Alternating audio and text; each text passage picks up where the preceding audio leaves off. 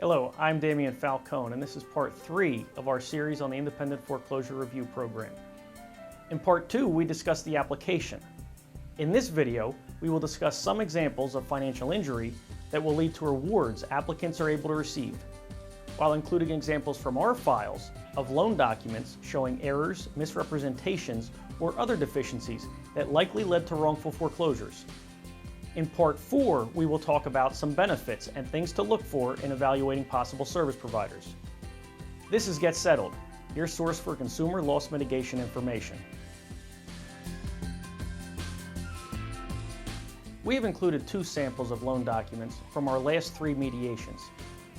In both of these cases, the foreclosure was halted and the foreclosure sale was avoided. In all of the following paperwork, the personal information is being protected for the privacy of our clients. But we hope this will give you the idea of what you can look for in reviewing your own documents. These documents, like many, had a large number of details that didn't look quite right. Originally, we have 3 certifications stating that the lender is in possession of the original note and the original assignments of the deed of trust. The notary seal on all 3 certifications was expired by more than a year, and a line was drawn through the expired date and advanced by 5 years. Second, we noticed the notice of default, which is the document that begins the foreclosure process, was filed before a change in servicing and assignment of the deed of trust. Additionally, the assignment that was provided with the flawed certification has interesting edits where someone stamped their name and title, signed and dated the document, then they drew a line through the stamp title AVP, which in 2009 and 2010 typically referred to an assistant vice president, and replacing it with the stamp title of assistant secretary. This set of documents was also missing notary seals and a witness in numerous locations. In our second set of documents, we will see interesting differences between the borrower's copies and the certified copies provided by the lender. First, we will look at the borrower's copy of the loan documents, which include an adjustable rate note that is 6 pages, with each page being dated and numbered at the bottom. On page 3 in the 7th paragraph, it lists the borrower's right to prepay and to see attached prepayment note addendum. And on page 6 of 6, we are missing the borrower's signature, the witness's signature, and the notary seal.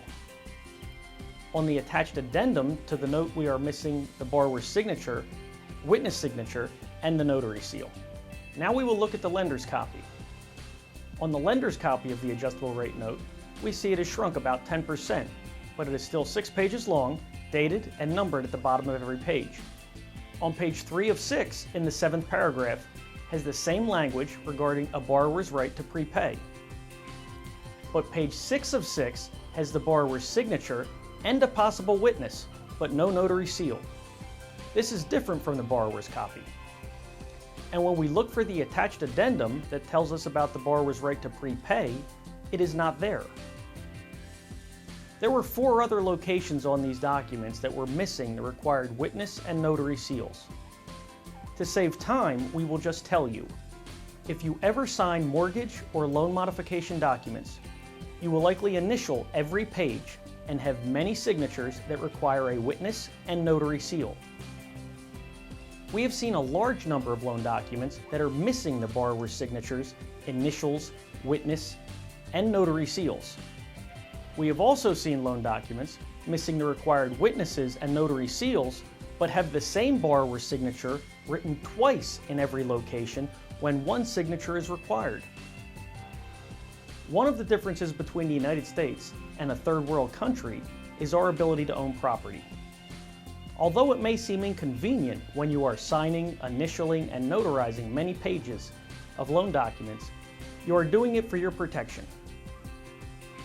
We will provide more information on document deficiencies in our foreclosure mediation video series. In our next episode, we will discuss shopping for service providers for the Independent Foreclosure Review. I'm Damian Falcone, and this is Get Settled.